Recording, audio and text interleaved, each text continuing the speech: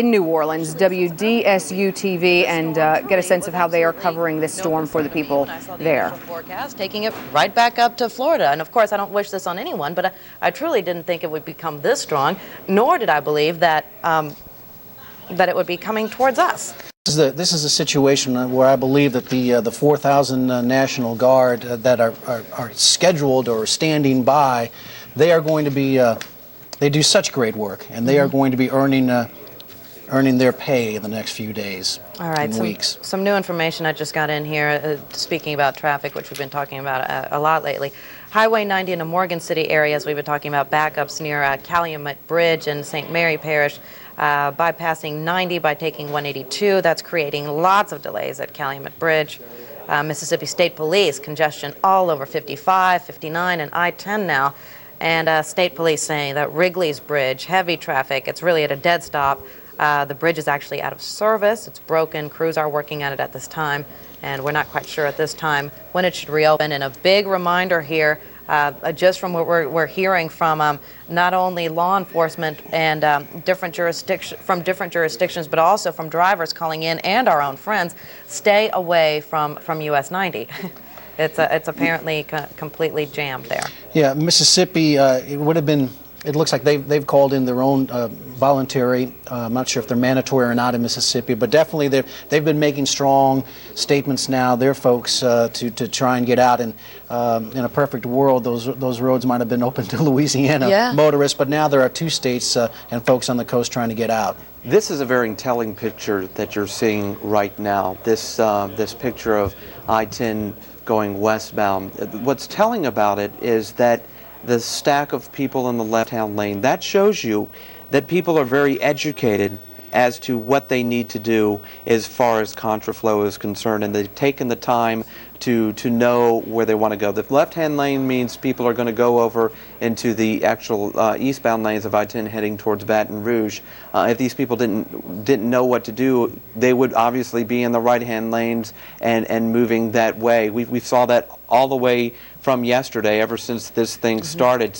So I mean, the past 2 times that we've had to deal with this type of evacuation, during George, which was a total nightmare, during Ivan last year, which partial nightmare, was a good plan but need definite tweaking, and it seemed to have worked much better now. Obviously, there's going to be gridlock on the road now because when you get down to the last hours and when you call for a mandatory evacuation and when people finally realize that this is not a storm that you want to stay, you're going to have that kind of backup. But that was a very telling picture, a live picture there from one of our traffic cameras that folks seem to know what they're doing as far as being on the road. And of course, you know, you're listening to us on 87.7 FM right now, and we're going to make sure that you know all about the traffic tie-ups right now. And you can also get the latest updates on WDSU.com, our live streaming video on there right now. So we have a lot of ways to access all this information we're putting out. Let me ask you an obvious question then. If we could go back to that traffic pattern for just a moment.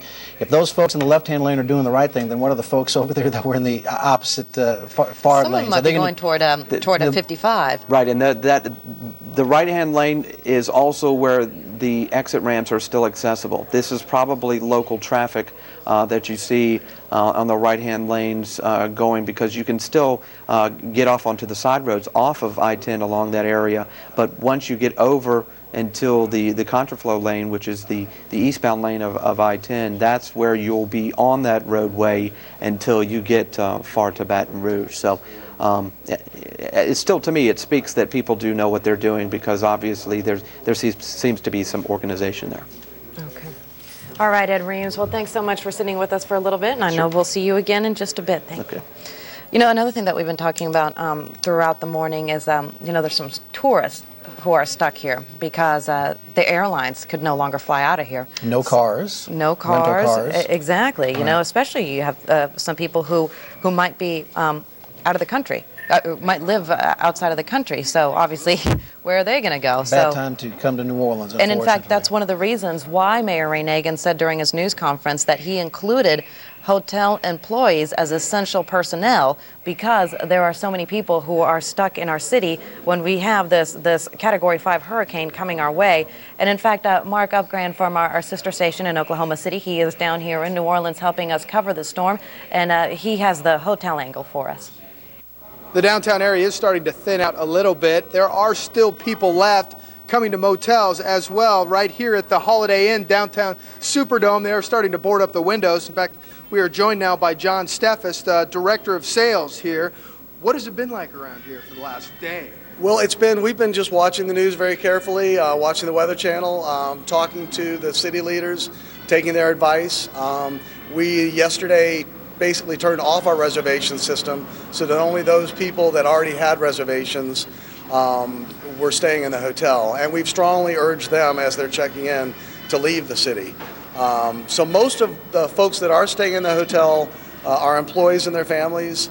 And all those employees that are staying here will be working as well to take care of the guests that we do have. We have probably about 100 guests in the hotel. So you're not taking any more people in at this point? No, we're not. Definitely not. And we're urging, even the guests that are in the hotel, we're urging them to leave as well still. And so the big question is, are you staying here too? Oh, sure. Yeah, there are about 70 of us or so from the hotel that are going to stay here to maintain the building and to take care of the guests. And I can see you're boarding up the windows and getting everything ready, expected to be a big storm coming. We do, and we're actually mobilizing some of our operations, food and beverage, and some of the other departments up on higher floors in case we do get floodwaters here.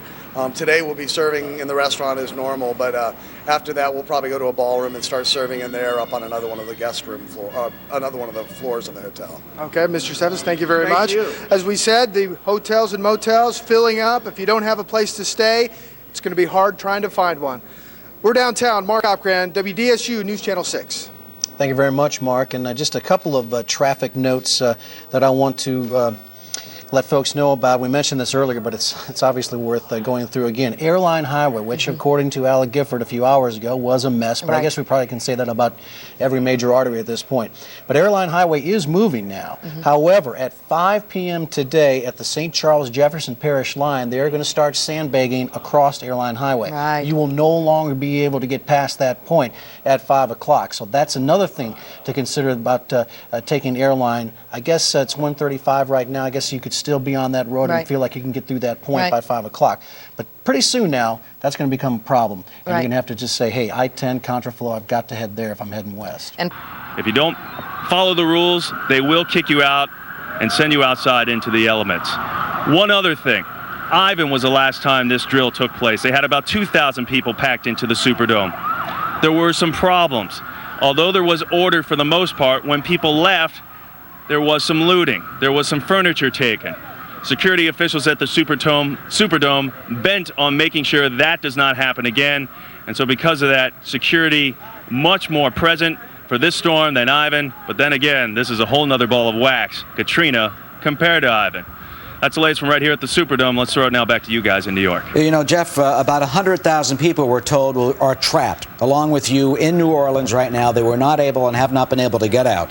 The Superdome holds maybe 50 to 70,000 people. Clearly, they're not going to get everybody inside there in time. And this at a point when they say that most of the wooden buildings potentially could be completely destroyed. What are the officials doing to try and protect the water system, the electricity system? Because when that goes, you're going to have troubles potentially for weeks. I'm not sure about that. I mean, information comes in, it trickles in with something like this, but what I do know is that they're trying to expedite the pace of getting people inside with the storm now quickly approaching. Right now, another gentleman has been kind enough to come talk to me. What's your name, sir? Carlos Fuentes. Okay. How long have you been waiting in line for? About 2 hours ago. 2 hours ago. And where are you from, sir? I'm from Honduras. From Honduras. Do you live in the country, or you're originally from Honduras? I original from Honduras, but I'm American citizen now. Okay. Now, why did you decide to come to the Superdome? Did you have a ride out of here, or you just had no other place to go? Yes, it's like the people say it's mandatory evacuation. We don't got too many places to go, so we decided to go to the Superdome. It's the most secure place that we have. Okay, Carlos, I wish you well, and your family too, which is back there. Bob, on the right there, that's his family there. Little kids and all, waiting in line just like everyone else. They're trying to get the pace much quicker here. We're standing by at the Superdome to bring you the latest developments. Now let's get it back to you in New York. Moving along to Mississippi, where at least 250,000 people who are evacuating Louisiana are headed right now. NBC's David Schuster is in Biloxi with the latest. And David, as much as we talk about storm surge, in Biloxi, it's really the wind that's the major concern. Yeah, that's right, Lisa. I mean, they've evacuated the area down by the water, and there's a mandatory evacuation order down there. So a lot of people have moved a couple of miles inland. But this entire area, I mean, it's very sort of swampy. There are a lot of creeks, and so you have people evacuating, even some who are just not even close to the water. And so, for example, with us right now is Karen Reynolds, who's from Ocean Springs, Mississippi, and you've got a big creek. Flooding's the problem? We have a creek in our area, but where we're at, we just need to get out. We just need to leave and be in a safe place, and we consider this to be safe. Now, Karen, the governor, president, they all asked that people to get far away from here. Why come just to this hotel? We're still about 4 miles from the sea. Why come here? Why not go farther north? We wanted to be close to home, just to make sure the aftermath, just to make sure that everything was okay, and if not, to assess the damages and then go from there. What's the worst case scenario for you as far as your home? That it will not be here any longer, and then we'll just have to move on from there. Your neighbors, do you know anybody else that's staying back, that's trying to ride this out? Is everybody gone? I believe that maybe only one of our neighbors actually staying there, but the rest of them have all left. Okay. Well, Karen, good luck to you, and I hope it's a quiet night here. And as Karen was just telling me, Lisa, this entire area, actually, where we are, a couple of stores and a movie theater, this is all brand new. They just put it up within the last couple of years, and so this of course, this new construction will get the ultimate test later in the morning when the winds come through. And again, a lot of power lines, a lot of signs so that people from the highway can see that there are movie theaters, restaurants, hotels. We'll see how the signs do when these winds come through. Well, our fingers are crossed that it will stand this test. Thanks so much, David Schuster. We'll check back with you in a couple. I know a lot of people that I've spoken to today remember 1969, that you were talking earlier about Hurricane Camille, which was the last Category 5 hurricane to hit this area. One woman I was talking to at the gas station earlier, I said, "Are you going to evacuate?" She said, "No." And I said, "Were you here for Hurricane Camille?" And she said, "Yes." And her eyes started to well up because it was so scary for her, and she's scared of something like that happening again tomorrow night and tonight. Tony, Randy? So, JJ, are folks there heeding the warnings? And my guess is you have a mandatory evacuation there. Are folks getting out of town?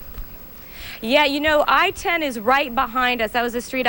You probably can't see it because it's so dark right now, but it was pretty much bumper-to-bumper traffic all afternoon. If you look now, it's cleared out. There's nobody on there. One thing is, that's not just people leaving Mississippi. That was also a lot of people leaving Louisiana and making their way through here.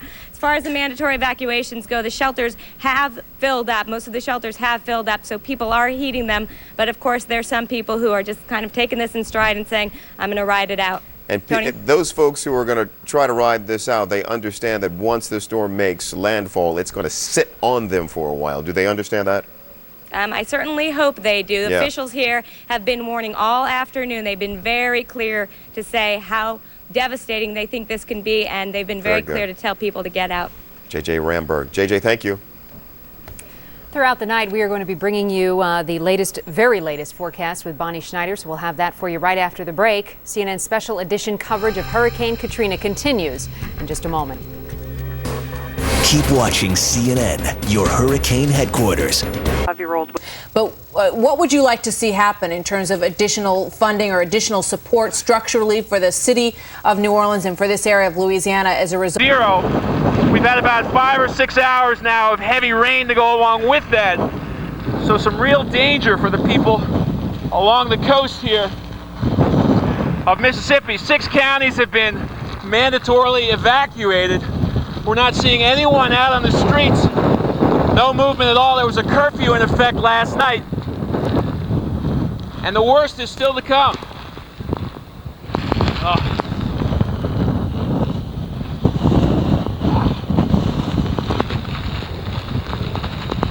Something burning nearby. Any indication of what that is? Yeah, John, we can smell it, but we can't see it. You can't really see more than 10 or 20 yards in front of you. As far as the burning goes, it just brings up a larger point of emergency response vehicles when it gets over 60 miles an hour, which certainly this feels like it's well above that now. People can't respond, so you won't see fire engines out, you won't see police cars out, and you won't see ambulances out. Now, Mississippi aggressively was preparing for the worst. They actually brought in a number of ambulances from other states, from Texas and from Georgia, and the Red Cross has set up checkpoints. But you can see in something like this, if you're in trouble, I'm afraid to say you're pretty much on your own, so God help. Street, essentially taking out one lane of traffic. Obviously, one of the first things city crews are going to have to do when they get out and about is get those cleared out so that everything can get drained. But it's starting to appear that perhaps the several feet of flooding that New Orleans was perhaps anticipating just may not happen, thanks to that eye wall shifting slightly to the east of New Orleans, or roughly 5 a.m., 4 a.m. Eastern time this morning. Rural areas, and of course those are experiencing extensive flooding right now. Yeah, is it a foregone conclusion that New Orleans is going to flood in this storm? I mean, we've heard that the pumps, I guess, are out. They're just not working. If that's the case, should we expect that that bathtub is going to fill up? No, actually, it's not just one bowl. Actually, the whole New Orleans area is really a system of like 13 bowls. And what happens in one area, like I said, we anticipate perhaps some flooding may come later due to levee overtopping in the West New Orleans, out by the airport. Then that will be contained within a certain region. Otherwise, now of course we have to worry about rainfall flooding. Then the pumps can't normally handle storm surge. They're not designed for that. The volumes are too great. We got just about 90 minutes ago. Meanwhile, there's trouble at the Superdome in Louisiana. 9,000 took shelter from the storm on Sunday. Katrina has torn 2 holes in the roof of this enormous indoor stadium. Rain is now pouring in. Mississippi also being battered by the hurricane. Torrential rain causing massive flooding throughout that state. The rising water pushing sailboats onto US 90. Show you a live picture, Covington, Louisiana. This is a location that is bearing the right side of that storm, the most fierce and intense winds. And also keep your eye further east in towns like Gulfport, Mississippi, Biloxi, Mississippi, Pascagoula, and further east in Mobile, Alabama. Mobile rather, and also Gulf Shores, Alabama. That was the location where just about a year ago, in September of 2004, when Ivan came on shore. Again, a Category 3 storm at that time that brought so much damage throughout the area.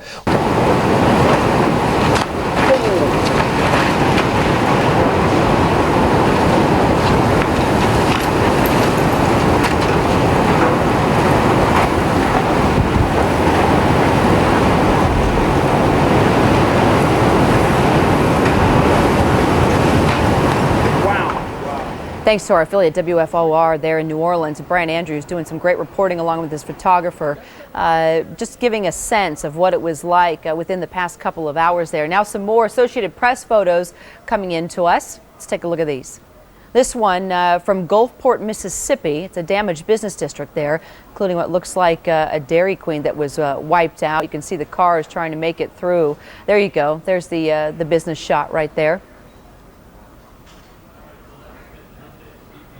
And this is another area in Gulfport. Actually, this is in Gulf Shores, Alabama, actually, an area that usually gets wiped out when those hurricanes come through. It's unbelievable what people there sustain and all the rebuilding that has taken place from the last time. And take a look at this, a homeowner.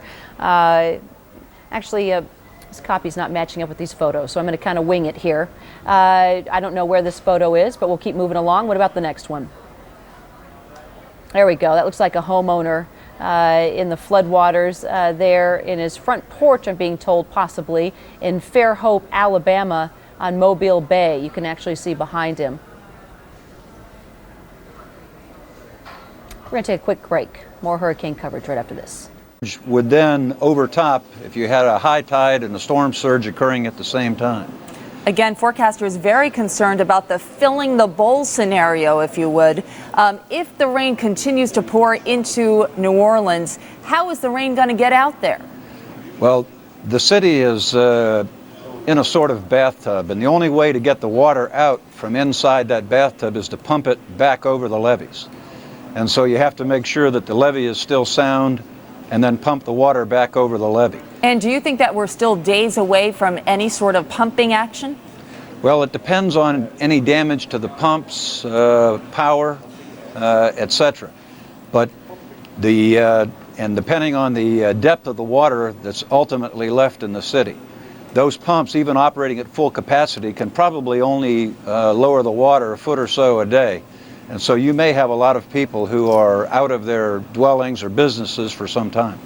Lieutenant General Robert Flowers, thanks so much for all that insight. Hopefully those levees will stay put. But once the choppers get out there, we can really see the full extent of the damage. We're going to continue to follow the path of Katrina. Take a look as we get more pictures in. They continue to come in and out of some places where the brunt of the storm is past. 50 minutes past the hour. You're watching MSNBC.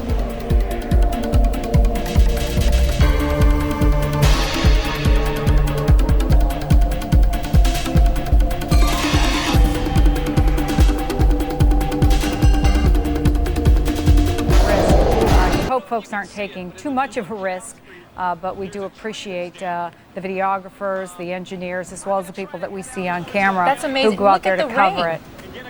Yeah, it really is just horizontal sheets.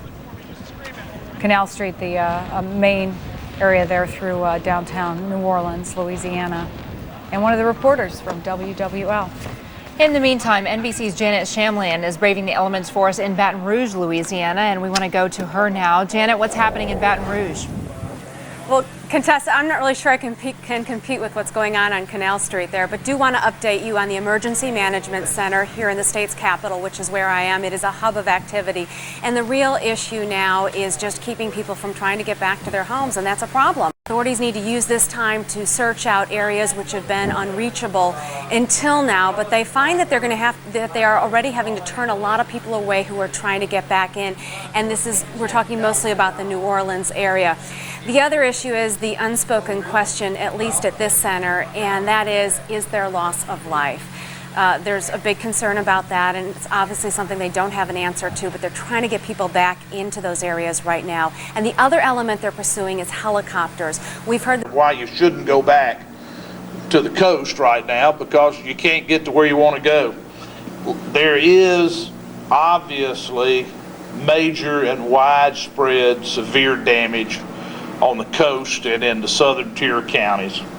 Despite the fact that we can't quantify it with specificity, we know from the wind damage, from the storm surge, that that's the case.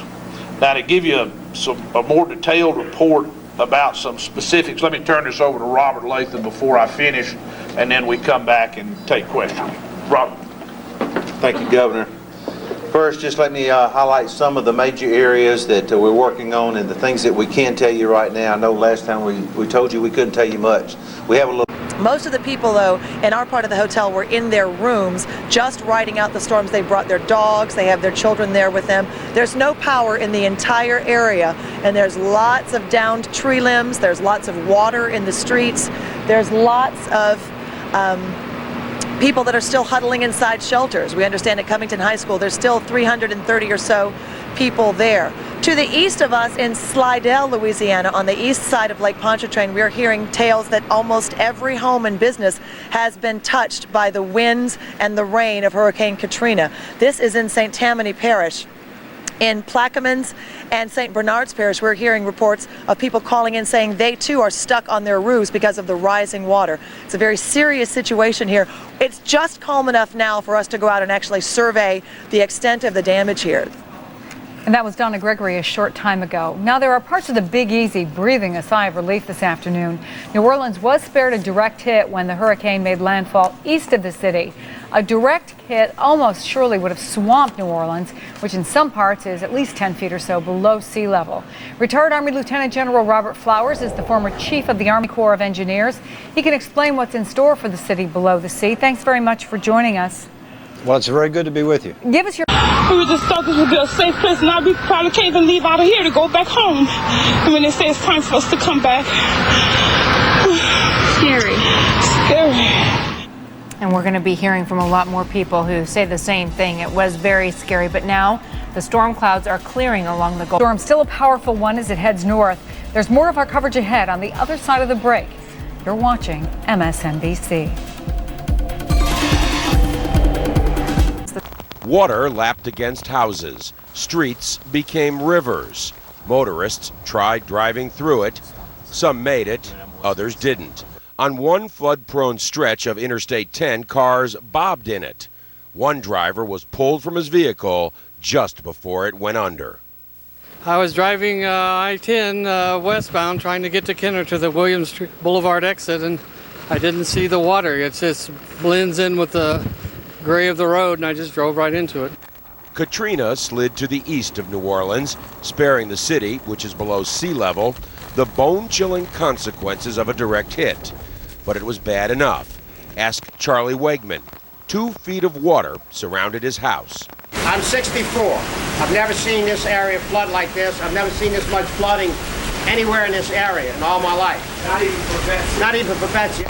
New Orleans is a bowl, and as the rain continues to fall, and it has been falling all day, the bowl is filling up.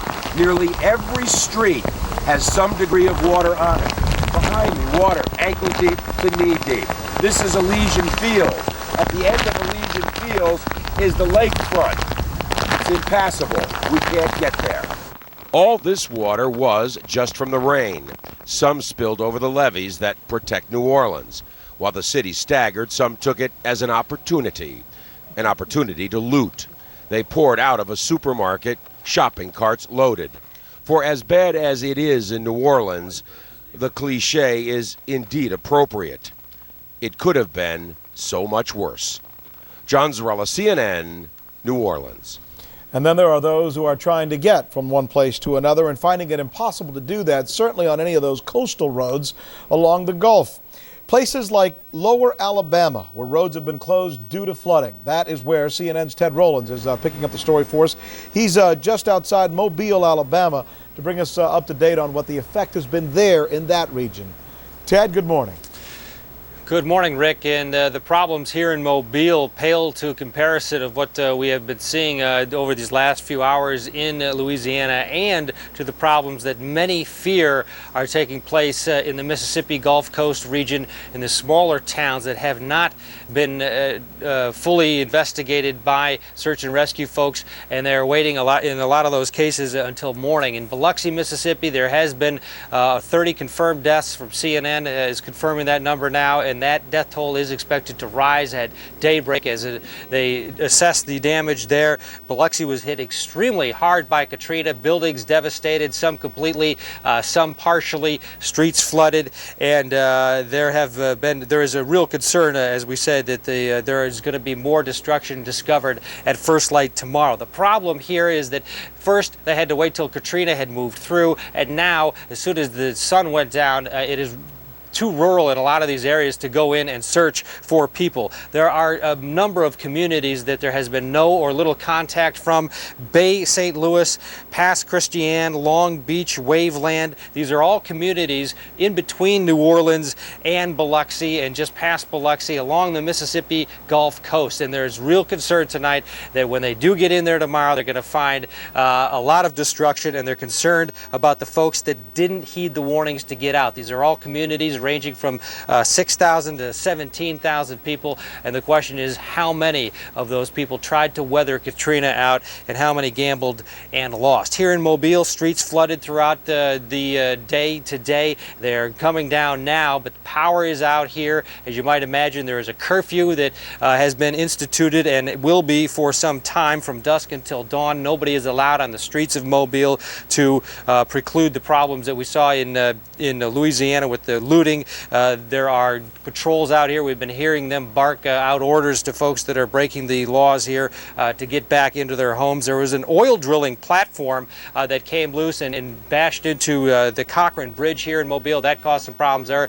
It's safe to say there are a lot of problems around the region, and a lot of problems they really don't have a full comprehension of. One thing, a sobering note we can add at the end here, one thing we do know is that they have ordered teams with cadaver dogs from Miami and from Tennessee, and they are due here tomorrow morning to start the search and recovery efforts that will be beginning in earnest. Rick?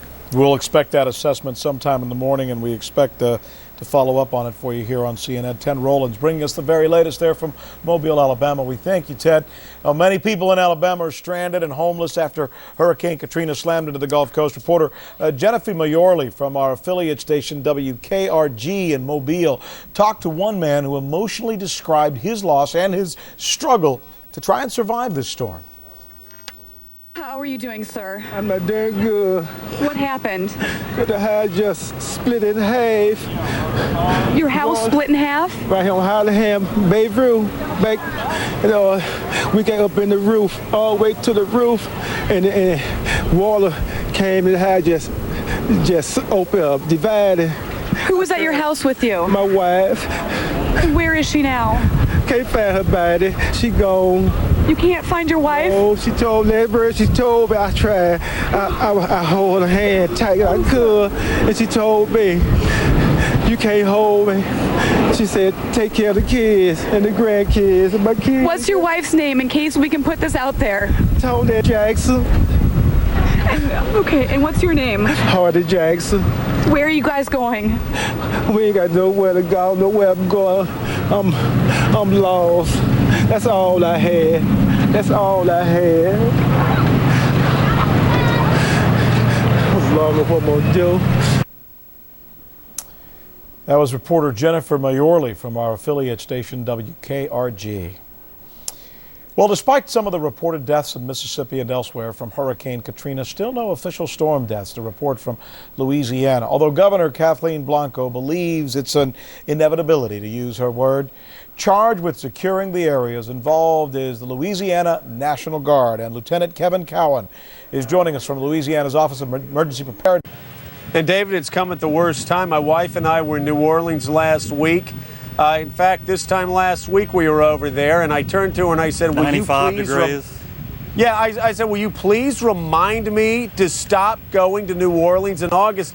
People that haven't been there don't understand how unbearably hot it is, and yet you're going to have to deal with. I mean, you're going to have heart attacks, you're going to have strokes, you're going to have disease. Has FEMA stepped in and told you that they're going to undertake extraordinary efforts to try to stop a human catastrophe from taking place? Absolutely, and the good news is the federal response has been overwhelming. In fact, President Bush signed the first disaster declaration several days ago when Katrina was still well offshore. Only second time in history any president has done that. Hurricane Andrew was the first time. He signed further disaster declarations today. Mike Brown, the head of FEMA, is here on the ground in Louisiana as of yesterday. Major FEMA teams, major FEMA assets pre-positioned in Louisiana. So that's the good news, but boy, there's a whole lot of bad news. A whole lot of bad news, David, and again, as we've said, the remarkable thing is it could have been so much worse. Senator, thanks for being with us. Thanks, Joe. We really do appreciate it, and we'll be coming back to you, obviously, in the coming days and weeks. Hopefully, if you'll come back and talk to us and get us updated. Obviously, all of America is worried about New Orleans tonight. Thanks, Joe. Now let's move on. I want to stay in New Orleans and go to Martin Savage. Martin, we had a little technical problems a minute ago, obviously, right after a hurricane. That's not surprising. Can you hear me all right? All right, Martin. Good evening, Joe, from New Orleans, a city that is, as you can plainly see, very much in the dark, but in more ways than one. And it really reflects upon what you were talking about earlier, about how people who have not been through a hurricane cannot understand the life-changing event that happens so quickly. A modern city suddenly is plunged almost into the Stone Age. There is no electricity, very difficult communication, whether you're using any sort of cellular telephone. Traveling around the city is nearly impossible because of all of the debris. You bring this together, and then you have the difficulty of what transpired for emergency officials, because the storm left later in the day. It wasn't until late afternoon that finally emergency crews could get out and begin to try to make some sort of damage assessment. And then once they started that process, began responding to emergencies, it's impossible to try to respond through the city streets. It's a maze now. There are trees that are down all over the place. There are wires that are down. You cannot see to navigate.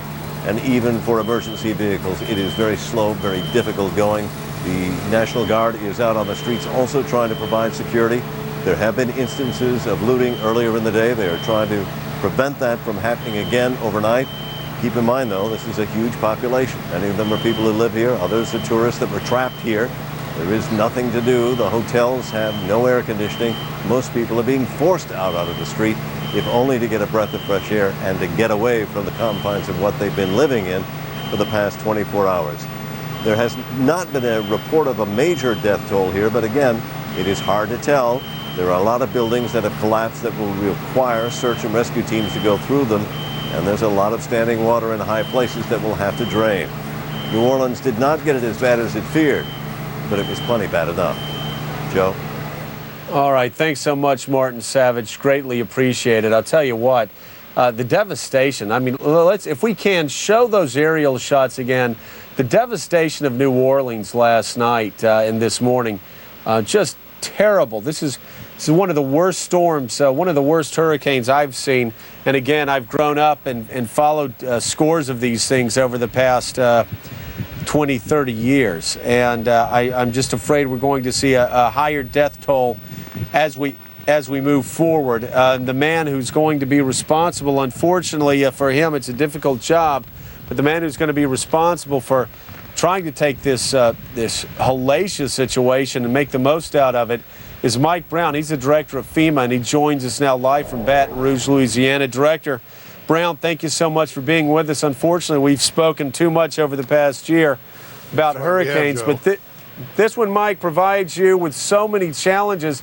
You see that standing water, and I'm thinking about New Orleans in August, 95 degrees, 100 degrees, disease, pestilence. I mean, what do you do to make the best of this horrendous situation? How would that evacuation be done if the first floor is already underwater? There's no place to drive up. No, we have a heliport on the top of our garage. We'd have to have FEMA come fly in and get us. So the only way to evacuate some of your patients would be by helicopters. Others, I imagine, could be taken out by boat? The patients that we have are mostly critically ill patients. I would have to say the majority of them would have to be evacuated by air.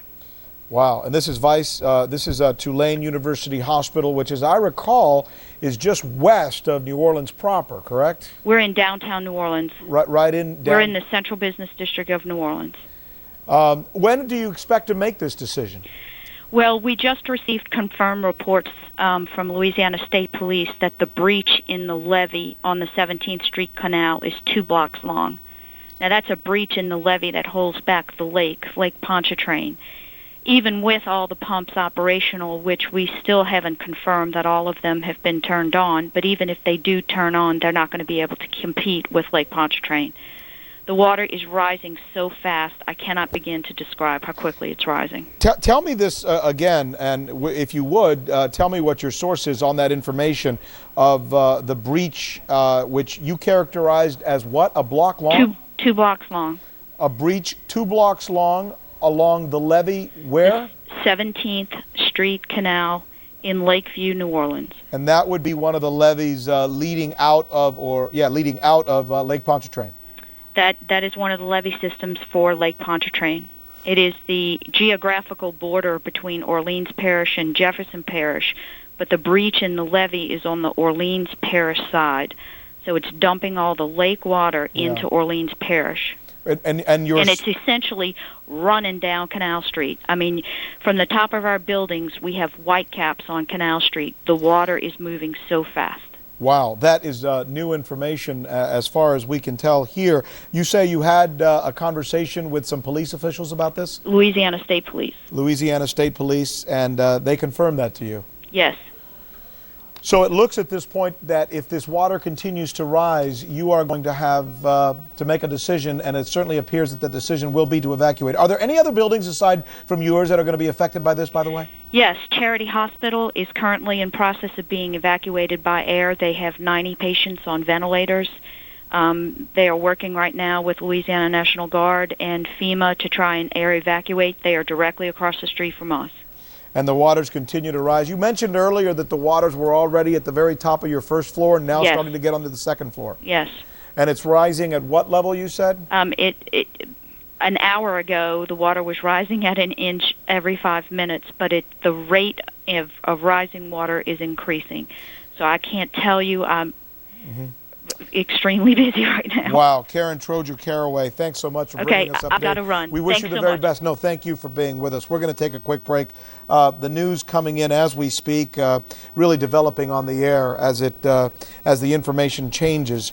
Both Charity Hospital and Tulane University Hospital facing the possibility of evacuation because according to the Vice President of Tulane University Hospital, Karen Trojer-Caraway, who we just spoke to, there is a levee that has been breached along the 17th Street Road and Canal.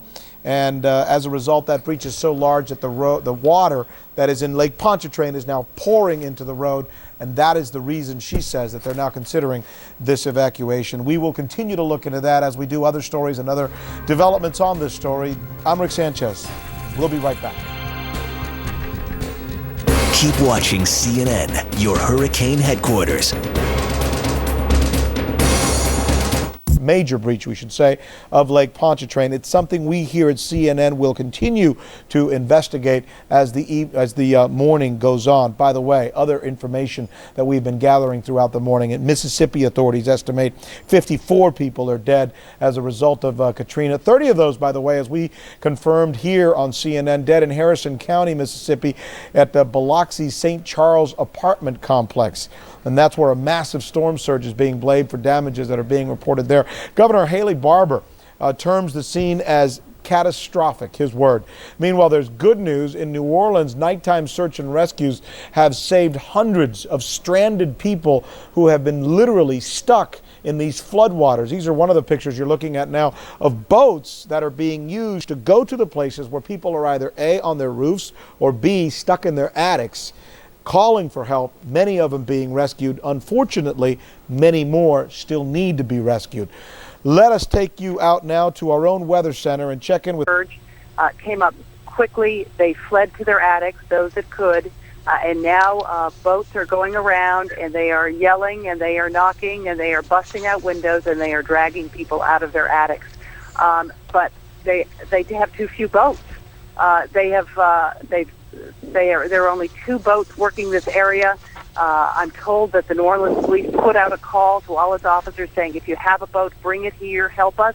But the officers who have boats cannot get to them in many cases because the roads are flooded to their homes.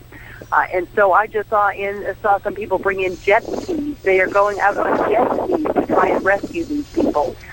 There's one story that there's an officer up on this bridge, and his mother is stranded in one of the homes that we can see from here. I can't imagine what that would be like. And you see these people walking up, Paula, they look shell-shocked. They look like refugees. They are refugees. They're piling them into vehicles as best they can and taking them back into town where hopefully they can get some warm clothing and help. They have clearly lost everything. And I am told what I am looking at is not the worst of it. That the central part of this ward is much worse off than what I'm seeing here. There will be deaths, I have no doubt about it, Paula. And you're talking about this tremendous toll and human cost this storm has taken. We understand, as desperate as some of those survivors, at least the ones we saw waiting in the water, look as they looked up to the helicopter, I guess, looking for rescue, is there some huge health concerns with poisonous snakes out there, fire ants, and mosquitoes infesting the city. Have you heard much about how concerned health officials are about those folks who weren't fortunate enough to get out? Can I tell you, Paul, I think right now people are thinking about something much more elemental. They're just trying to save their lives. It comes down to that. Yes, we heard things in the previous days about the possibility of there being serious health issues because of the rising water, but this is life and death. This is life and death. News 2 starts now. Emergency managers are keeping a very close watch on Katrina tonight as she barrels toward the mid-state. This News' Mike Growney continues our team coverage tonight. He's live at TEMA headquarters in South Nashville for us. Mike? Well, Victoria, the winds are beginning to show signs of picking up here. We are outside TEMA's Emergency Operations Center, where state authorities have gone into what they call 12 up. Now, the storm is moving fast. That's good news when it comes to flooding. The big worry right now is strong winds. TEMA Operations, this is Terry. Ahead of the remnants of Hurricane Katrina, this is the scene tonight at TEMA. State emergency management authorities prepared to take action in response to rain, wind, and possible tornadoes.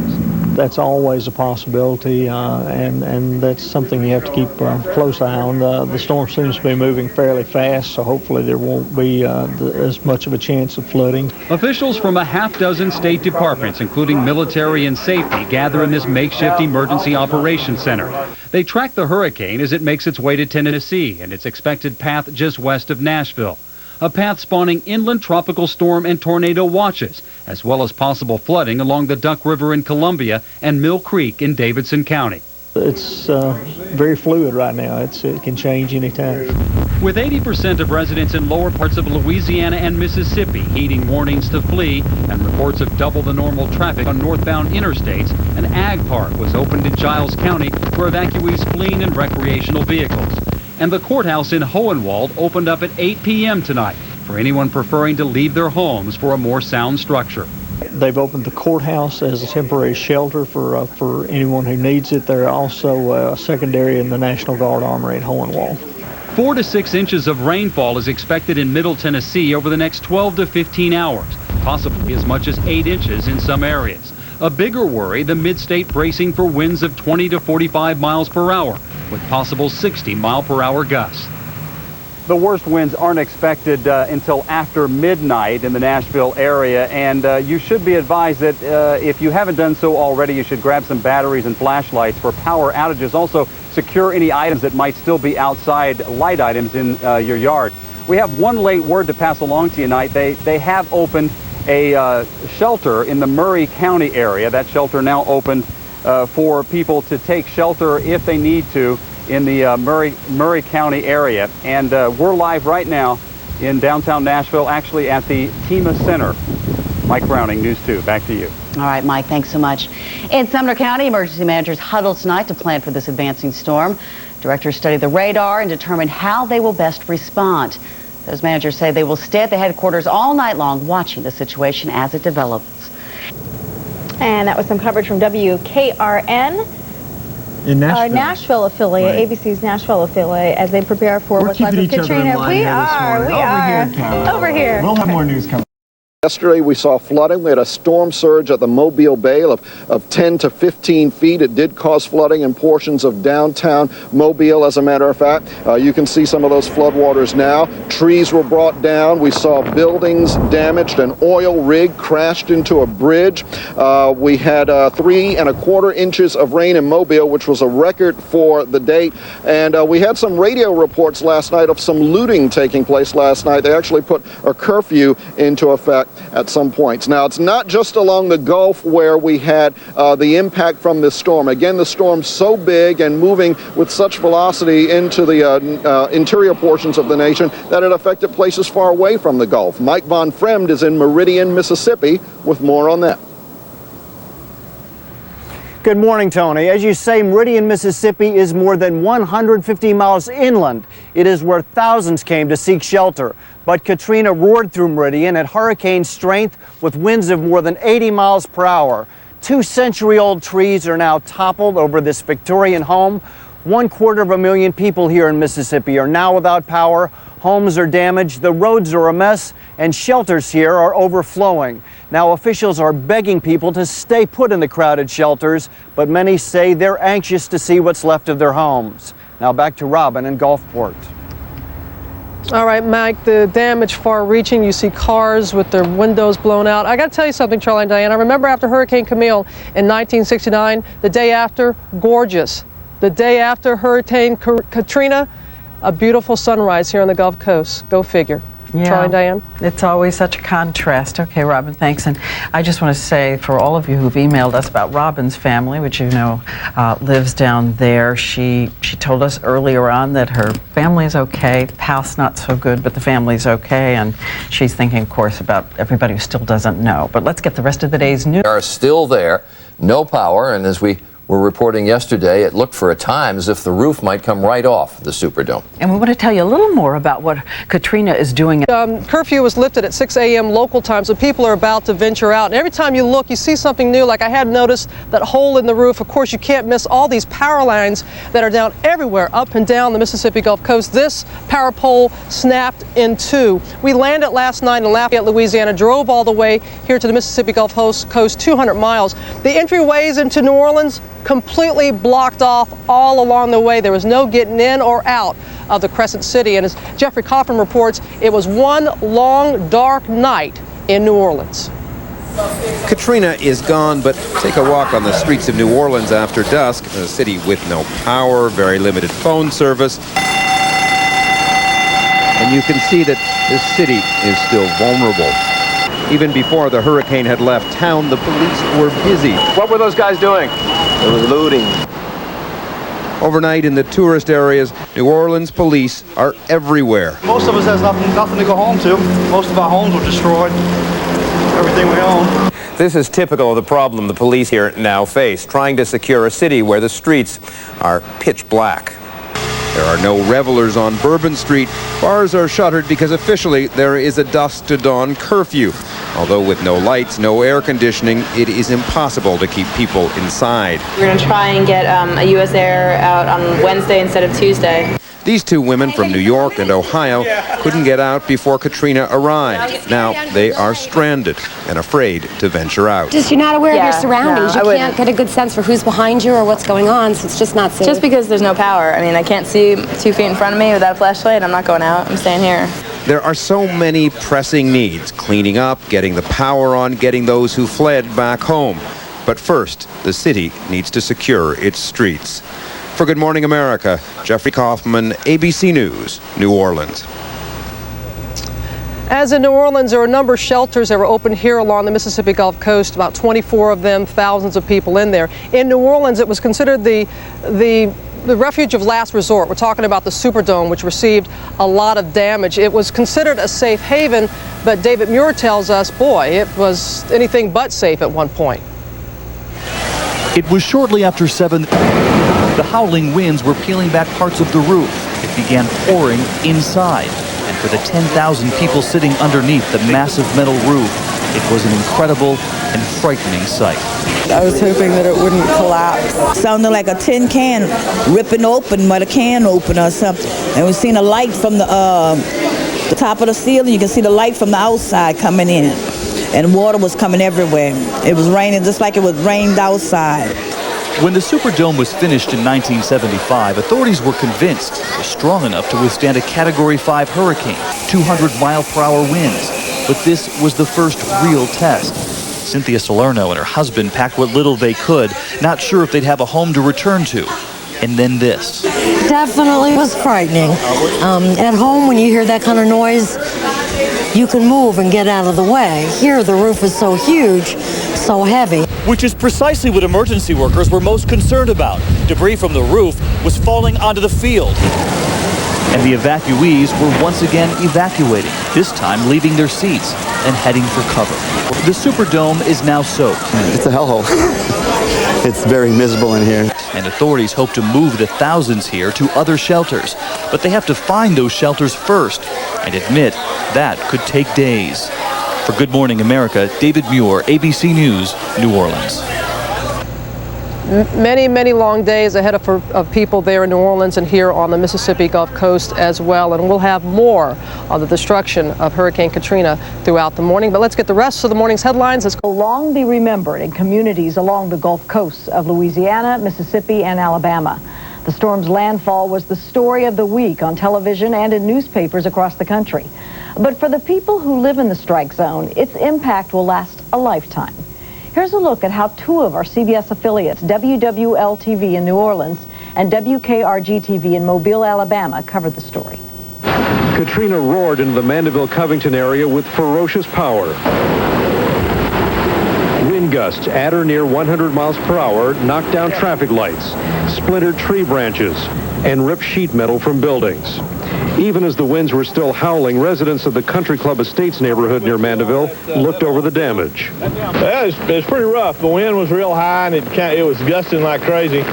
We live just down the street here, a lot of pine trees, and one real big pine tree almost set our house. In fact, it's laying, the outer limbs are laying on top of it, but it got a little hairy. In Covington, the downed trees and power lines were also a huge problem, blocking streets and damaging buildings. But the biggest catastrophe in St. Tammany is in Slidell. The storm surge rolled into the city all the way past Old Spanish Trail. I've never seen this in my life. I've been in Slidell since 1966. Never seen anything like this. Some people trapped in their homes by rising floodwater decided to wade to safety. Well, I was like everybody else, May 5th storm came along, it was like this close to coming in my house. Figured I was at the highest point. But then the water started coming underneath the walls, and it started coming up really fast, and I almost didn't get out the door. I would have had to try to get in the attic. Didn't have a ladder, so I said I'll walk it out.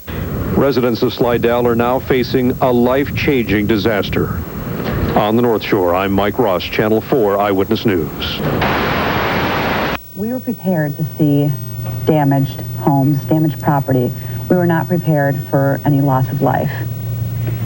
Arnell Hamilton and I, the photojournalist I was working with, were taping a segment about showing the damage when I turned around and a man was standing behind me with two young boys.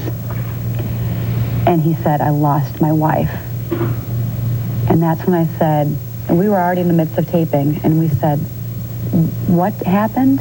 And he went on to tell us about his situation as Hurricane Katrina came up, his home, and how he lost his wife.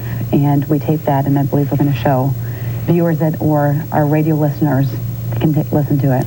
We do need to warn people that it is very difficult to watch. It is absolutely heartbreaking, so you won't be caught off guard. But here it is. Biloxi is a place that many people know along the Gulf Coast. It's a place that many people come for the beaches, for the casinos, for the wonderful Gulf Coast living. Let me show you what has happened to Biloxi after Hurricane Katrina came through. Just look over here. What was a gas station? Now there's rubble. There's tires. We understand there has been flooding in this area. People have come over here and told us that they are walking away from the flooding. You can see families walking along the streets. It is a scene in Biloxi like no other. We are near the Beau Rivage, one of the popular casinos here in the Biloxi area. It's down the way, and all the way down the street to the casino, there is debris, there is sand, there is destruction.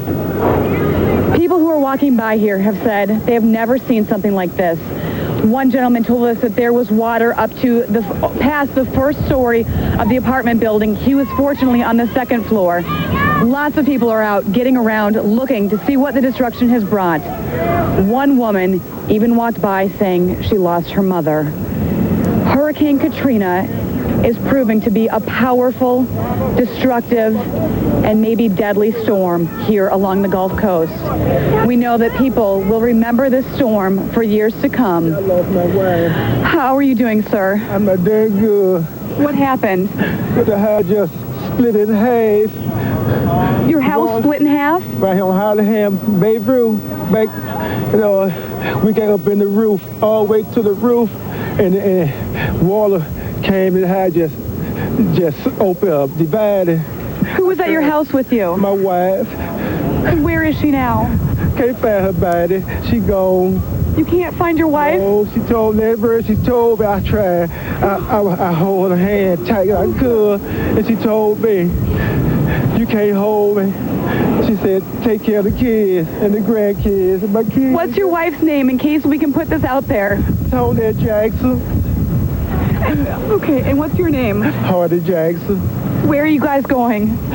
We ain't got nowhere to go, nowhere I'm going. I'm lost. That's all I had. That's all I had. I'm lost with what I'm gonna do. Katrina is proving to be a death. It's 2 or 3 more bodies around there where I stayed at. Laying right there in the mud. You guys, you take care of your boys, okay? Okay. Katrina is proving to be a deadly storm. For now, reporting in Biloxi, Jennifer Mearley, News 5. Our thanks to our affiliates WWL-TV in New Orleans and WKRG-TV in Mobile, Alabama for their coverage of Hurricane Katrina. We'll be right back. Remember, this is a long and painful hurricane season. Maybe this has been the worst, or maybe the worst is yet to come. So we shouldn't have a knee-jerk reaction. Let's wait for the assessment. Could take 1 week or 10 days to find out how much of the refineries have been hit by this storm, and let's then consider whether we should tap into the reserves. Those are there for an emergency. They have been tapped before for a storm. Maybe this is required now, but we shouldn't just say, let's do it right now, because we might be hit hard in a month again. Let me just interrupt the discussion for a minute to tell our viewers what they're seeing. A home appears to be on fire in New Orleans in some tape that is just into the Fox newsroom. A lot of people are burning candles and so forth for light, or maybe using barbecue grills for cooking, and that is causing a great number of these fires, which of course are very difficult for fire departments to get to put out. Senator Breaux, a lot of the reason oil prices have been rising is simple supply and demand. The Chinese and Indian economies are booming. They are consuming vast quantities of oil these days. They're bidding up the prices. Releasing from the Strategic Petroleum Reserve isn't going to put a stop to that problem. Well, it's not going to stop the need for China needing more crude oil, but it could help our own situation in the United States. There's a refinery in Lake Charles, Louisiana. The report is for the Citgo refinery, they could use 500,000 barrels of crude oil more a day that they could be refining right now. And that's one of the things that the Strategic Petroleum Reserve could provide. The reserve is right next to that refinery, and if they allowed it to be able to produce as much as their capacity, it would help the supply here in the United States. This is a national emergency, but interestingly, the last refinery built in the United States was built in 1976, and it was built in Louisiana. We haven't built one since then. Right. Congresswoman, isn't that part of the problem, just refinery capacity? That's right, because as the senator knows, it takes so long for us to get it into a gasoline form, to get it into our cars, and it's the American consumers who are consuming so much of the oil. And then we have the problem that we have the winter months coming up, and soon people will be saying, well, we've got an emergency with the spike in the heating bills that could be $500 extra a year. So we've got a lot of emergencies coming up. We should be very cautious about tapping into that reserves. And also we've got Saudi Arabia. They say that they're going to pump up more of a gasoline for us. Let's see if we do that. We've got to hold these companies and these countries more accountable. And we're almost held hostage with this foreign oil because we make it so difficult to do it domestically. I want to talk about what our viewers are seeing on screen right now, and I'm not certain that either of you is able to see this, but we have new video just in to us from New Orleans where a house is completely engulfed in flames, and, you know, to pile misery on top of catastrophe, the house is completely surrounded by floodwaters. So whatever might have been salvageable inside there, at least the shell of the structure, is going to be gone. There's looks like a National Guard deuce and a half, one of those 2.5-ton trucks that's pulled up in front, but there's clearly not going to be any way for firefighters to get there. This thing is just going to burn itself out. We've had some deaths in South Florida because people were operating their generators very close to their home, and that air was that carbon monoxide poison was getting into their homes, and it resulted in several deaths. So people have to be very careful when their electricity goes off, what kind of candles or generators they're using, and the impact that it has on their health. Right, and of course some people will take a barbecue grill and fire it up in the kitchen or maybe the garage, not realizing that that can contribute enough carbon monoxide to the air to kill you. And they go outside and trim their trees or open up the door to see how bad the winds are, and it's a shame. We've had a lot of loss of life as a result of this hurricane, which is different than Hurricane Andrew when it struck South Florida and other parts. We did not have as great a loss of life as it looks like we're going to have with Katrina. Senator Breaux, yeah, I remember I was in Florida for Hurricane Andrew. It took probably 2 or 3 days, really, for local authorities and even for national authorities to get a handle on how widespread the damage is. Do you think that it's going to be the repeat of the same kind of thing here? Well, John, there's just so much uncertainty right now. At every house that caught fire, in most cases, still inaccessible by emergency crews. Roads are blocked, power lines are down, power poles are blocking the streets. There's broken glass and palm trees blocking roadways and major thoroughfares. And the job right now, the main job that needs to be done on getting into the city with relief crews would be to clear those streets. But the most paramount concern right now is the levee system, the breaches in the levee system, the apparent failure of a number of the pumps that will pump water out of the city. And what we have right now, the situation this morning, is rising water that is rising in parts of the city of New Orleans as well as in other parishes surrounding New Orleans. The parish president for Jefferson Parish, he spoke on talk radio this morning, AM radio, which has been pretty much the only form of communication from the people to each other as well as from authorities to the residents as to what's happening and what needs to be done. And the parish president for Jefferson Parish is telling his residents to get out now if you can and don't expect to come back for weeks, if not 30 days. The big question is, why is the water rising? How far is it going to rise?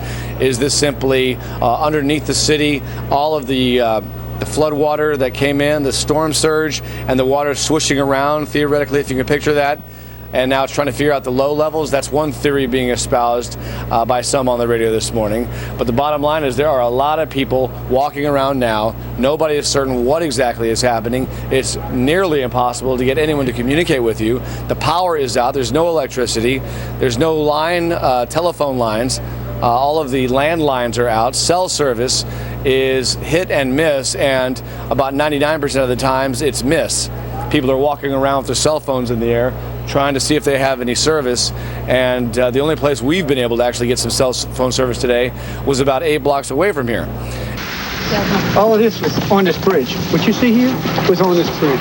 The people who call Eden Isles home were sorry to see home Tuesday evening. Sheriff's officials say every house in their neighborhood is damaged. Most are destroyed. I couldn't believe it. I didn't think it could be this bad. You know, and the further I walked, the worse it got. And when I got up to by Savage, where Savaggio's used to be in the porthole, and saw that, I broke down. I mean, it was terrible. I don't know. I really don't know what's going to stay, but I can't stay. All I can tell people is, hey, There's mud everywhere. There's mud everywhere. And Eden Isles is, be prepared for this devastation. It looks like a war zone. I've never seen nothing like it in my lifetime. And I've lived in Louisiana since '57. In the North Shore area of Highway 11, boats are tossed into yards, houses are on top of houses, cars on cars. What used to be a marsh is now a lake, and a several-mile stretch of highway looks like a game of pickup sticks. On the twin-span bridge between Slidell and New Orleans, many sections are hanging into the water. Others shifted several feet. Boats and debris cover the roadway, along with a car. With an ironic twist, a man named Serge rode out Katrina in his attic as the storm surge filled his first floor. That was very bad. Basically, I was in the attic of my house for at least a good 4 or 5 hours until the water started receding, because in my house, the water was up to my hip and getting higher than that, so I went to the attic. Others count themselves lucky. John Sconza and his son Jack surveyed their damage on the North Shore. His first floor is gone, but he's optimistic. You know, when your expectation again was that you were going to have nothing and you just got a standing house, our reaction to that was like, I feel fortunate. So it'll take a couple months, but once they get the water going and the electricity going, we'll clean it up and we'll be back in. Sheriff's officials say not everyone was lucky. One man died when a tree fell on his house, and Monday night, deputies found a dead man in this car. Witnesses say he drove into the rising floodwater. Overall, Sheriff Jack Strain calls it complete devastation in St. Tammany Parish. Their worst expectations are now reality. And as they begin to look for the lost, it could get even worse. Many young people lived in these apartments and I guess prepared to go to school in New Orleans. How many of those people stayed in those apartments on Monday? And we don't know that yet. We're preparing for the event that there may be multiple or hundreds of bodies, and we're just hopeful if that's not the case. Now, Sheriff Strain estimates that about 50% of the residents from St. Tammany did evacuate for this storm, and the reason they don't want them to come home is because they just can't handle all the extra people right now. There is no electricity, you can't even flush the toilet, and there is absolutely no communication by phone right now. We spoke to several deputies who have not even been able to call their families. They wanted us to pass the message along. They are all accounted for and okay. Now, when it comes to the twin-span bridge, DOTD engineers did get out there for about an hour today. They had a look at it. Tomorrow, they hope to get out there by boat and look for further structural damage. No word on when it will be open. Reporting from Slidell, I'm Ben Lemoyne, Channel 4 Eyewitness News. Also, we want to get an update from the parish president of Jefferson, Aaron Broussard. He talks about conditions and long-term recovery efforts. Here's what he told Dave McNamara about that. Think about everything you need to function, to have a quality of life. We have to start again. And it's not just about repairs. It's major overhaul, starting from scratch. And when we got a sampling of public intolerance in Cindy, when twigs were in the street for 3 weeks, when they see every favorite tree that they had in their neighborhood across their street, or maybe on their roof or their neighbor's roof, they will just be in awe. They will just not believe it. So what I'm saying is we have to begin with the infrastructure. We have to try to restore services. We have to try to get the layer of businesses back in. People cannot buy anything at this point in time. We need to get the convenience store owners. We need to get the service industries back. We need to get the Home Depot and Lowe's people in to be ready to open the doors to provide those do-it-yourself materials that people are willing to provide. And these are the things that we have to try to build. Infrastructure, and then we have to build layers of business back. And then people are going to have to try to put their lives back together, because this is going to disrupt their whole life. Things that they were planning for, things that they were enjoying, jobs they just got, schools that they were just starting. This is all shattered. This is all shattered. And the psychological trauma will be more powerful than the winds of Katrina. Survivors using any means they can to get help, as the mayor of New Orleans says thousands may be dead in this city, victims of Hurricane Katrina.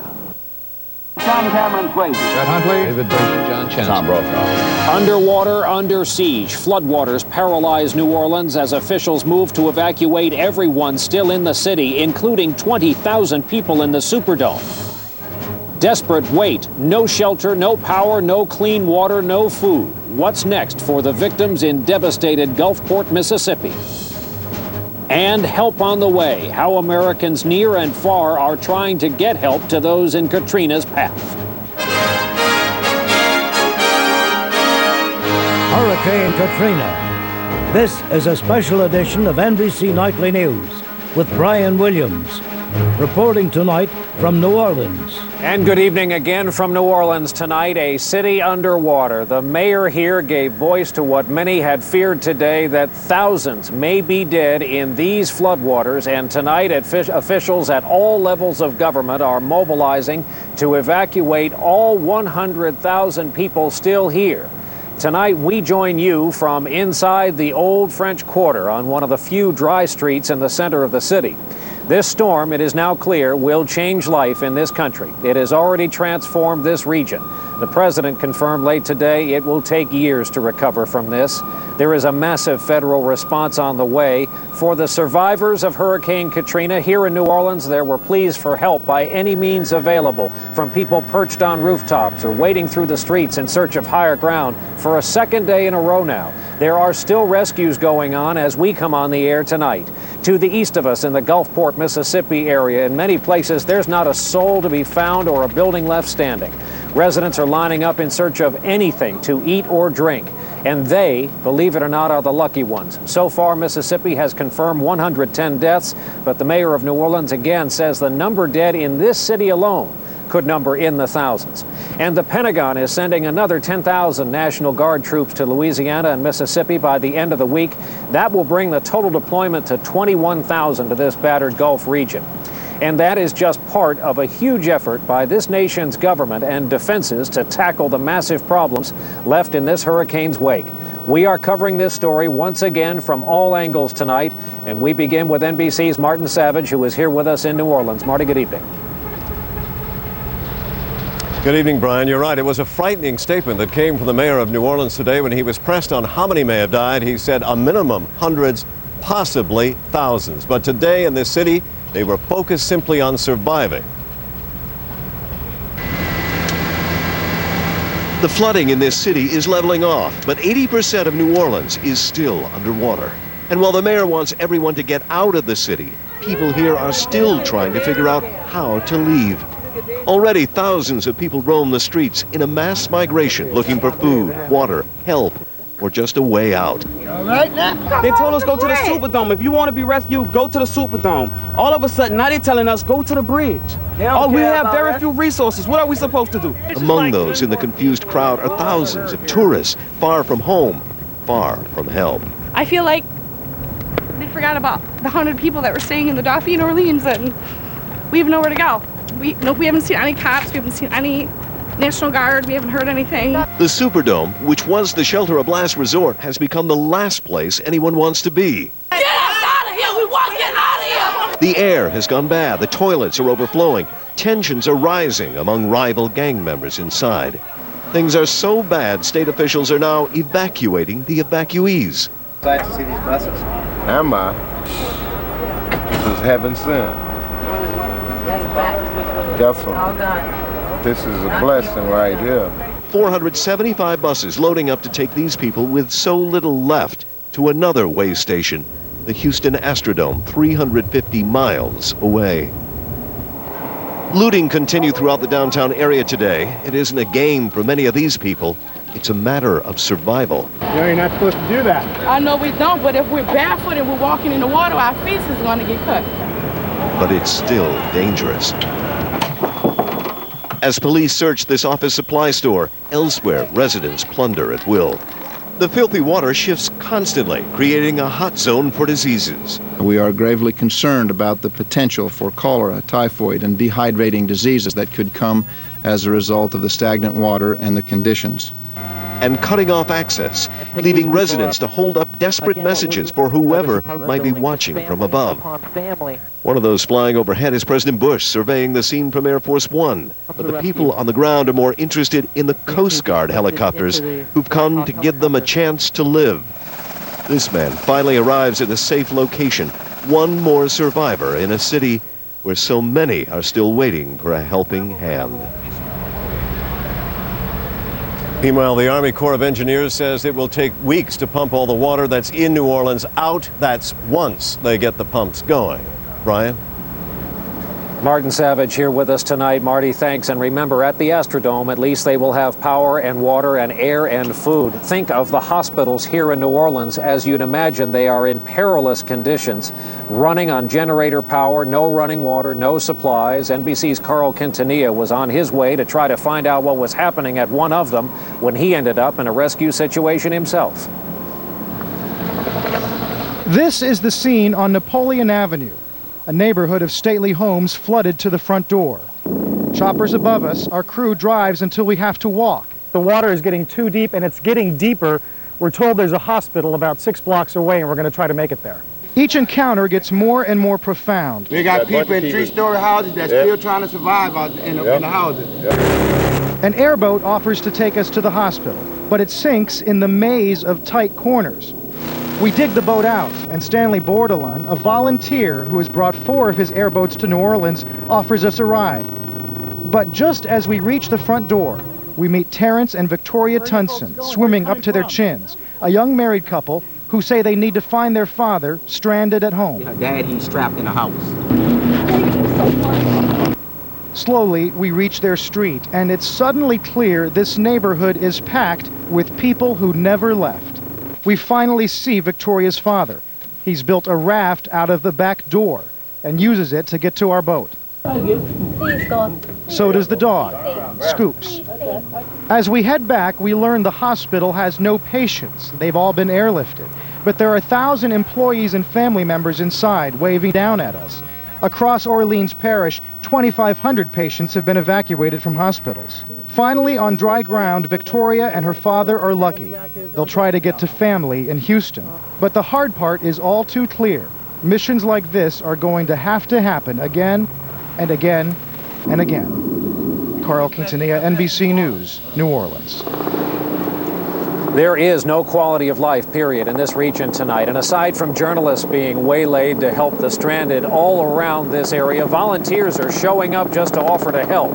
Brittany Fullard is an EMT student from Baton Rouge. She, along with her boyfriend, Steve Woodward, a young teacher, made their way to New Orleans just to see what they could do. Here is what they experienced here today in their own words. We came down last night. We got here at 8 o'clock. Today, she's been working in the triage, and I've been helping unload the helos as they come in. Right past those ambulances, there's a line of people.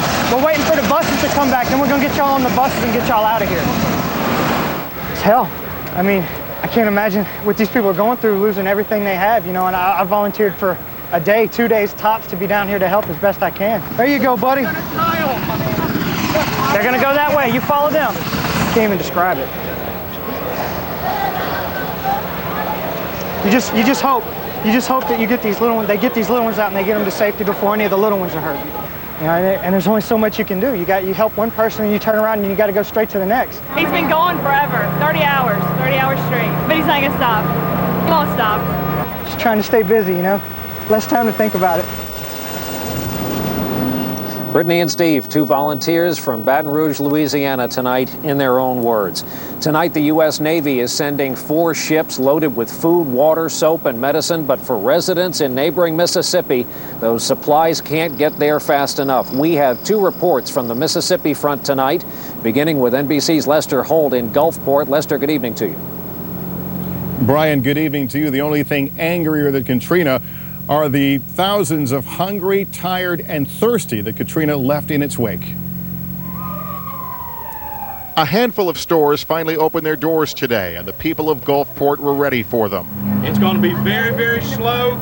Along Highway 49, homeowners hearing word of an open water pipe lined up for water, possibly the only running water for miles. We need water, we need ice, we need food. And at Central Middle School, now an emergency shelter, a child found relief from the heat in a rain puddle. Storm refugees here ate their first hot meal in days. Thank you very much for the food. Hundreds huddle in dark, sweltering hallways where frustration is high and nerves raw. FEMA's also moving supplies and equipment into the hardest hit areas as quickly as possible. In fact, help has arrived. This morning, these National Guard troops emptied 6 truckloads of water, ice, and food to thousands of people who had waited in line. In 4 hours, it was all gone. Yeah, it got out of hand a little bit. A few elderly people pushed down, water taken from them. Several hours later, a second handout proved more orderly. But what residents here don't have is reliable communications. With phone and cell service largely down, local radio tries to keep residents abreast of services and supplies. But many find themselves dependent on the rumor mill and word of mouth. I just drove by and saw it. And until basic services are up and running again, the people here have no choice but to go along with the flow. Lester Holt, NBC News, Gulfport, Mississippi. This is Campbell Brown in Point Cadet, Mississippi. It is just a place on a map now. Most of the people here had little money, many elderly with no way to leave. All of them just stayed in the point and basically just drowned. Today, rescue teams searched house to house, looking just to recover bodies. They say there's no longer any hope of finding survivors. Do we have resources to extract? The local morgue is overwhelmed, and so are the people who escaped Point Cadet. I don't know where nobody is. Nobody, not my sister, my brothers. Darlene Nix, who barely got out with her own life, is still in shock. At a Biloxi grade school, Kayetta Robert is helping the survivors find their way. We have a lot of people here that have not only lost people, but are not exactly sure where some of their other family members or neighbors went. One of the people at the shelter, a 10-year-old boy. He managed to survive this wreckage, but his immediate family did not. Tonight, he's waiting, hoping someone he knows will find him. Campbell Brown, NBC News, Point Cadet, Mississippi. In Washington tonight, even though few people around here could hear his words, President Bush tried to calm the nerves of millions of Americans, but he also cautioned this recovery is going to take years. More on that tonight from NBC's Kelly O'Donnell. After 29 days away from Washington, just received an update. President Bush was back in the Rose Garden, flanked by cabinet officials to preside over a crisis destined for history. This recovery will take a long time. This recovery will take years. The president listed by the truckload a massive government care package to the region, including more than 5 million meals, 13 million liters of water, and 135,000 blankets. The challenges that we face on the ground are unprecedented. Earlier today, the route back from Texas to Washington included an Air Force One detour. Dropping to an altitude of just 2,500 feet, the president surveyed damage over Louisiana and Mississippi for 35 minutes. The president's simple priorities are difficult to achieve: saving lives, rebuilding communities. Mr. Bush will visit the region later this week. Kelly O'Donnell, NBC News, the White House. Up next from here across the nation, fallout from Katrina continues at the gas pump. You may be paying over $3 a gallon for your Labor Day weekend drive. And later, how Americans are mobilizing to help the victims in any way they can. It is now clear this is the most serious event ever in the lives of millions of Americans. And today, this story developed now far from here. It's now about gasoline nationwide. Tonight, prices for a gallon of regular gas are at more than $3 across this country. And remember the days when we had to line up to buy gasoline? Here is NBC's chief financial correspondent, Ann Thompson. In hurricane-battered Mobile, Alabama, gas lines are hours long and tempers short. Man, there wasn't no rule, there wasn't nothing there. While across America, everyone's feeling the economic wallop of Katrina. Today, $3 a gallon gas became a reality in Kansas City, Champaign, Illinois, Huntington, West Virginia. The prices rising right before drivers' eyes. So it went up 50 cents in a matter of 5 minutes. In Bethesda, Maryland, Bob Tompkinson has raised his prices 3 times since Monday, frustrating him and his customers. They're asking us questions, when do we think the price is going to start going down? Unfortunately, we don't have a good answer for them at this point. And it's not just worries about prices going up. There are some shortages in Indianapolis. Most of the 23 stations in the Crystal Flash chain are out of premium and running short on mid-grade and regular. Supply is so tight, President John Madden is having to ration what fuel he has to his stations and commercial clients like the city of Indianapolis. If we've only got so much available, we've got to do the best we can to see who gets it and who really needs it. To help ease the supply crunch, today the Environmental Protection Agency waived its specific fuel requirements for different parts of the country, meaning gasoline made for New York can now be sold in Chicago and vice versa. But no matter what kind of gas is sold, today it's now unbelievably expensive. You got to pay the price, whatever it is, you know, life goes on. One more shockwave in the wake of Katrina. Ann Thompson, NBC News, New York. This was an up and down day on Wall Street, but stocks did finish higher. The Dow gained more than 68 points, closing at 10,481. NASDAQ was up more than 22 today. And still ahead here tonight, how Americans are mobilizing to help ease some of this misery. Where he was, down to Gulfport, I believe. One thing we've noticed is that there are members of the National Guard riding up and down the streets here in Pascagoula that have guns lying on their lap, and they have spotlights out. They're searching the homes, they're searching the streets. They want to make sure that people are not out here looting. I'm hearing from you guys that there are pretty extreme cases of looting just down the road in Biloxi. Obviously a much worse situation in New Orleans, but the people here in Pascagoula want to make sure that's not happening. Some of the people that actually live right here on the street are camping out. They're staying with their houses tonight, and they also have guns by their side. They say they're not taking any chances. They don't want people coming in here obviously taking away personal things, sentimental family heirlooms, just coming in here and taking that away from them. So they're out here, they're spending the night. They say they'll stay out here as long as they need to make sure that all their stuff stays safe. Now, earlier you guys were also asking about some home video. Understand that we have some more of that we can roll there for you.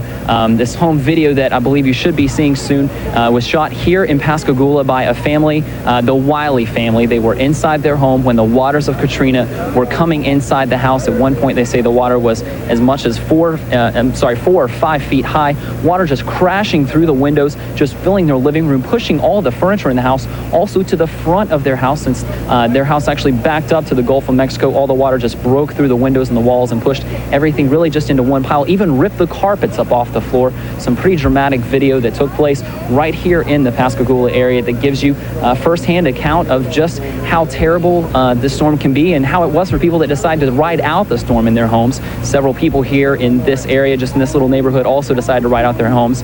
So far, haven't personally heard any accounts of anyone that decided to stay during the storm and died. Everyone here is okay living to tell about the story, which is obviously a good thing here in Pascagoula. That is the latest. Back to you guys. Wondering if we could rewind where we just left off. It was good. I'd like to see more of that video if we could, Chase. We are showing it again, so we will talk with you.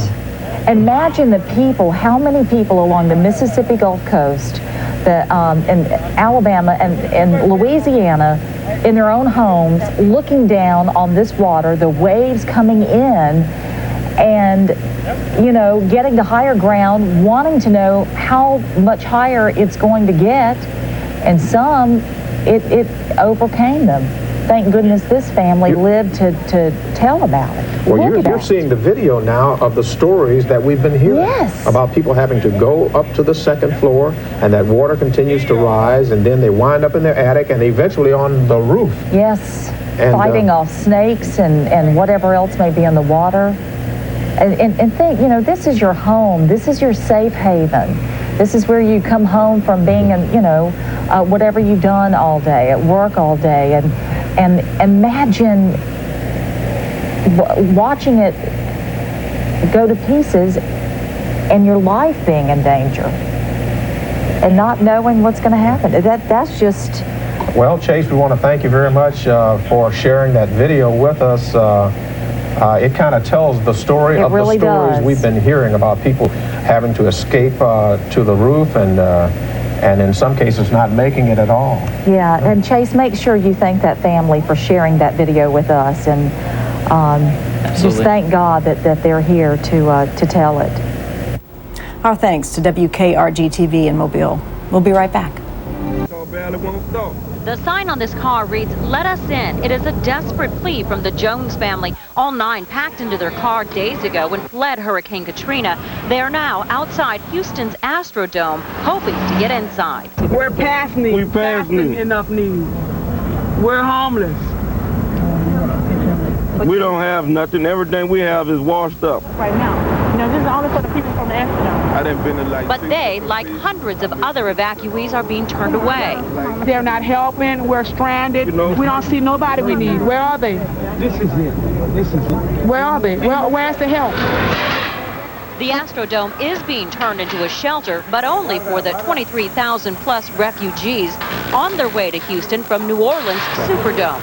We're equipped, we're ready to do the job. We're bringing in people from across the United States to do it, and frankly, across the world. The Astrodome's air conditioning, plumbing, and hot mills will be a welcome sight for the thousands who have been living in unsanitary conditions. But what about those who can't get in? Trust me, the last money I done had, I used it for the gas tank. I'm like stranded, like I'm stuck out. I haven't had a shower, my son hungry. They're not the only ones frustrated. All day, Good Samaritans came to the Astrodome with donations, like this truck full of diapers. Janelle Muse brought food and lots of it to help feed the hungry. Here it goes. Cooked and ready to eat, and they won't let us feed it to them. We got plenty buns, plenty ketchup, mustard, everything, water, and they won't let us give it to them. But they, too, are being turned away and asked to leave the property. As for the Joneses family, it will be another long night sleeping. In this car. We slept in the hotel one night, and that was it. We didn't have $93 for another night. The Astrodome schedule has been cleared all the way until December. And that was Stephanie Guadian of Houston's KTRK on the American Landscape. And be sure to... And now World News This Morning continues. Once again from New York, here's Heather Cabot. Recapping our top story, the first evacuees from the New Orleans Superdome traveled to Houston, where they could stay for months to come. When you've lost just about everything, even the little things mean a lot. And for some lucky people in Mississippi, a small patch of roadway that allows precious cell phone service has become an oasis. Here's ABC's Mike Von Fremd. Kathy Carson has 2 daughters in Knoxville she is frantic to reach. She's one of thousands here unable to tell loved ones they made it through the storm. It's hard. We're going to get through. The hurricane totally destroyed the bridge to Bay St. Louis, Mississippi. It really is the ultimate irony. Standing on the edge of a bridge that now leads to nowhere is the best place to communicate with the outside world. Keep trying me on the cell phone. Okay? All right, I love y'all. Whether it is around the world or around the corner, everyone is desperate to phone home. Who are you waiting to talk to now? Do you mind me asking? This is my daughter in Oxford, Mississippi. Have you got her? Ole Miss. You're on the phone with her now? Yes. In a part of the country awash in so much tragedy, this is the one spot where there is some peace of mind. When you look at how many bars do you get? I mean, do you get... 4. The bridge that leads nowhere helps us get somewhere. Offering people here some pleasure in the midst of so much pain. Mike Von Fremd, ABC News, Bay St. Louis. And people aren't the only ones escaping the hurricane zone. 6 bottlenose dolphins that survived Katrina in 2 Mississippi hotel pools have now been evacuated. They are temporarily staying at a marine life park in Fort Walton Beach, Florida. And coming up... In the shadow of Utah's Wasatch Mountains, nearly 600 Katrina evacuees are in a place so different they can barely believe it. And what about when you saw those mountains? I thought it was fake. Charles Burnett, 39 years old, had never been on an airplane until he boarded the evacuation flight. And when we got off the plane, I cried. I really did. The evacuees thought they were going to Texas. Everything changed when we got on the plane. They said there's been a change of itinerary. You'll be going to Utah. With that, hundreds of African-American Baptists found themselves in a state that is overwhelmingly white and Mormon. I'm a member of the LDS Church, the Mormons. Yeah. Within hours, Debbie McKay's church was collecting whatever was needed by Chinita chairs and dozens of others. What does that feel like? It's overwhelming. I've been crying all day. I've been crying all day. Chinita Chairs is getting help with a job and a permanent place for her family to live. She's one of many who want to make Utah their new home. We gotta make history here with the African Americans. We need a few more in Utah. While growing populations of Hispanics and Asians have made Utah more diverse, African Americans here remain less than 1% of the population, perhaps more a novelty than a minority. Baptist pastor France Davis, a Utah resident for 34 years, led a service that made many feel at home. But he says culture shock is unavoidable. Visitors' hospitality is always one thing, but residential hospitality is another. For many evacuees, however, a place that is high and dry seems close to heaven. John Blackstone, CBS News, Camp Williams, Utah.